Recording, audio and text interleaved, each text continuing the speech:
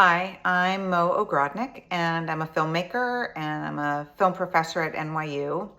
And I'm here to talk about Gulf, my debut novel, which would have never happened if I hadn't been working on the NYU project in Abu Dhabi, where I was helping to build the arts programs.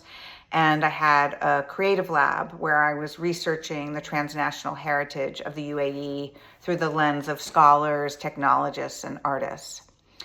And one night I received a call from a close friend of mine who was the executive director of Equality Now, which is this phenomenal global women's rights organization. And she was looking for help. There had been 5 women who had collectively murdered their trafficker, and she was looking to find a lawyer for them. And that was really the spark of the book.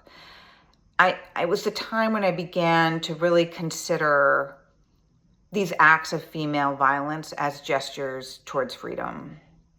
And I began to wonder what other instances of this I could find. And I started to think about the relationship between domestic workers and their employers. I started to think about the female morality police and their relationship to the women on the street. And I started to think about myself as an American woman and the legacy of American violence in the region. And I got 2 grants. I got a grant to go to the Philippines, where I spent time in a domestic worker training center with 40 women who were being deployed to Saudi. And then I went to Ethiopia, where I met with Gulf return girls who had been illegally trafficked up through Yemen and then returned home. And as a result of this research, I really started to think about how all of these women, in some ways, were expressing larger systems of migration, labor, politics, but in these very intimate and domestic spaces. And I wasn't interested in writing nonfiction. I was interested in the emotional, psychological, the interior landscapes of these women, and how I could excavate those landscapes through scene and through image.